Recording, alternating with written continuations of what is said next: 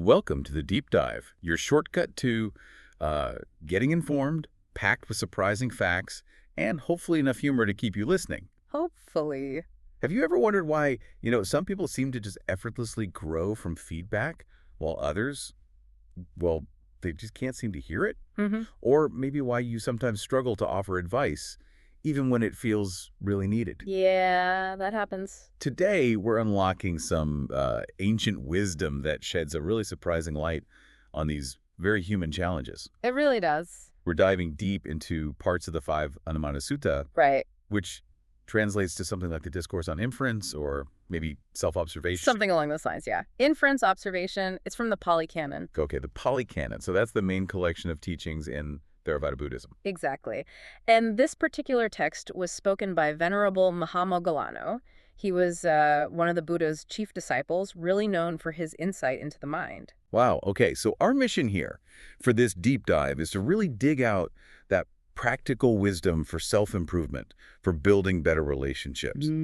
It's all about how we can truly understand ourselves, our impact on others, and importantly, how we foster an environment where honest feedback is actually, well, possible, maybe even welcomed. Yeah, embraced even. And what's fascinating truly is how this text from, centuries ago gives us such a clear kind of actionable framework for personal growth. Right. And for being open to guidance, which is something, let's be honest, we all grapple with today, don't we? Whether it's at work or, with family. Absolutely. These principles feel timeless, but maybe offer some counterintuitive ideas for today. I think so. Very much so. Okay, so let's get into it. The Sutta starts by painting this picture. Someone we might recognize. Mahāmoggallāno is talking to monks. Yes, to a group of monks. And he describes this specific type of person, one who might even say they're open to feedback. Right. They pay lip service to it. Exactly. But their actions tell a completely different story. Huh. Like that colleague who asks for input, but then just argues against every point. Or explains why it won't work, yeah. Or that friend who deflects any kind of advice you try to give them, gently or otherwise. Totally. So what does the text call this? That person is described as dubako. It literally means difficult to admonish. And the Sutta points out a really critical consequence here. It says this trait leads their fellow practitioners, their sabbrahmacari, to basically not trust them.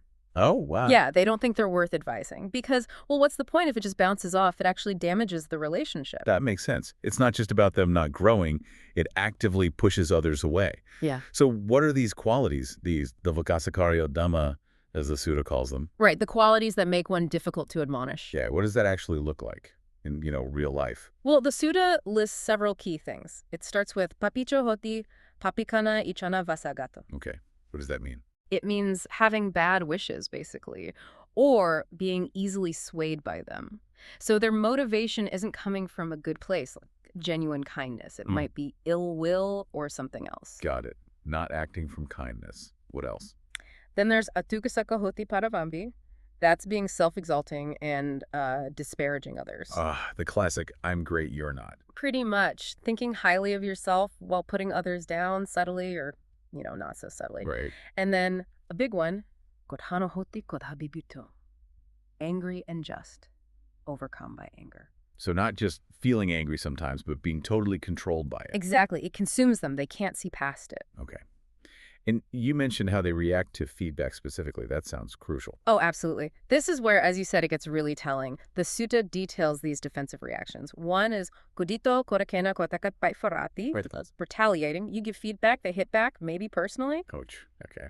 Or they might just disparage the person giving the feedback that's kudito korakena korakara pasadati. Like, who are you to tell me? Undermining the source. Yeah. Or even worse, maybe kudito korakena kodakasapakura peti. They counter-accuse. They turn it right back around on you. No, you're the one who maneuver. Exactly that. And then there's this longer description. Kudito korakena kodakanya nanyan paikalati bahita kata apanamato apatanametiko panyato sanya apakaganya patukaruti. Whoa, okay, break that down. It basically means they divert the conversation, change the subject, go off on tangents, and openly show anger, ill will, or resentment. It's a total shutdown strategy. Just complete deflection and hostility. Right. And beyond just the reactions, the sutta has other underlying traits, like being Thado hoti atamani, obstinate and highly conceited. Stubborn, full of pride. Yeah, really stuck in their ways. And finally, sandi paramasotia hadanagai dupini sage. Another mouthful. Yeah. It means clinging tightly to their own views, finding it incredibly hard to let go, even when you give them good reasons or evidence, just unable to release those fixed opinions. Wow. So these are basically all the ways you can be like a brick wall to advice, causing others to just give up, disengage. That's a good way to put it. A feedback black hole, as you said earlier. It just goes in and disappears, or worse, gets shot back out. Okay. So that's the nubiko, the difficult one. What's the ideal then? Well, the sutta briefly contrasts this with the suvako person. Suvako, easy to admonish. The opposite makes sense. It's really just the negation of all those negative things we just listed. They are not self-exalting. They're not overcome by anger. They don't retaliate or deflect when corrected. They're open, receptive, willing to listen. Exactly. They create the space for feedback to actually land. Okay, so this is the crucial bit then. How do we get there? How do we move from being potentially that difficult person to the easy-to-admonish one? The sutta offers a method, right? It does. A really powerful two-step process for self-correction. It's quite ingenious, actually. Well, let's hear it. Okay. Step 1 is called Anumāna, self-inference. Inference, like drawing a conclusion. Precisely. But about yourself, based on observing others. The sutta puts it like this. That person over there, the one who has this negative quality, they are unpleasant and disagreeable to me. Okay, starting with the observation of someone else. Right. So the inference goes, if I were like that, if I had that same quality, then I would also be unpleasant and disagreeable to other people. I see. It's using your own reaction to others as a mirror.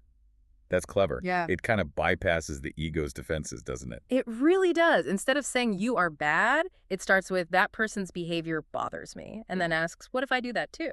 So if you find someone who's, say, constantly boasting and putting others down really annoying. Yes, that self-exalting, disparaging type. The sutta prompts you to think, okay, if I acted that way, people would find me annoying too.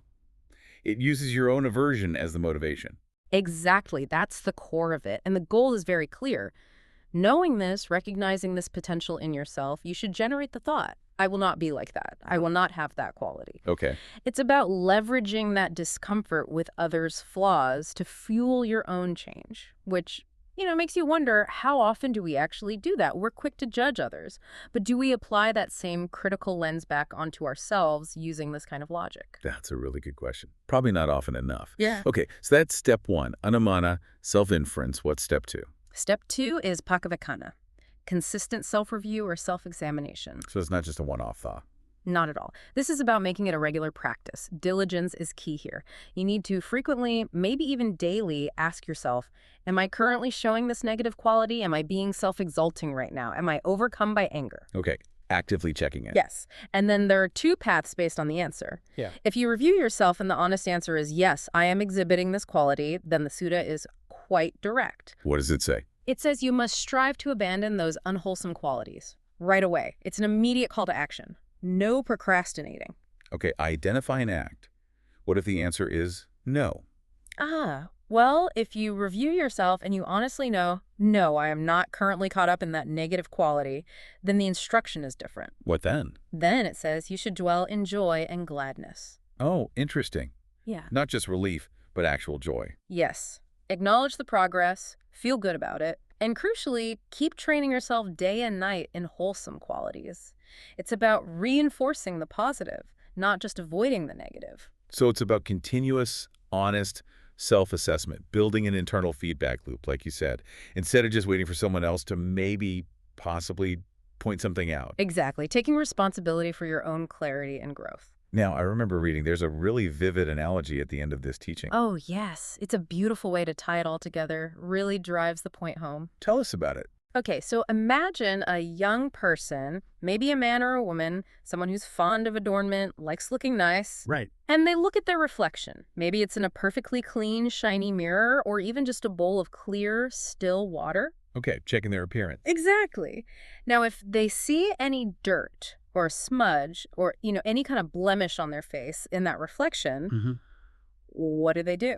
They'd wipe it off. Right, clean it up immediately. Immediately. They make an effort to remove it. But what if they look in the mirror or the water and see no dirt? Their face is clean. then they'd be pleased, I guess. Happy with how they look. Precisely. They're pleased, they're glad, thinking, oh, good, how clean I am. Okay, I see the connection. The sutta draws the direct parallel. Just like that person with the mirror, if you review yourself using pakavakana and you find those unwholesome qualities, those blemishes are present. You should strive to remove them. Clean them up. Just like wiping the dirt off your face. But if you review yourself and find those qualities are gone, the blemishes aren't there. Then you can feel that joy, that gladness in your own purity, and keep up the good work. Keep training. Exactly. Keep polishing that internal self.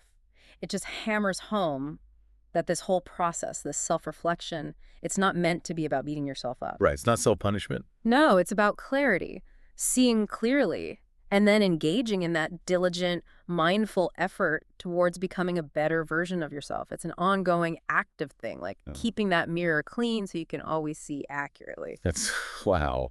It's so profound, but also incredibly practical, isn't it? Yeah. This wisdom from the Anumānasuttaṃ. It really is. It boils down to being genuinely open, identifying those difficult traits, using that clever inference trick to see them in ourselves, and then just constantly checking in, constantly reviewing and refining. An active and, importantly, a compassionate process of self-improvement. Yeah, compassionate seems key. Absolutely.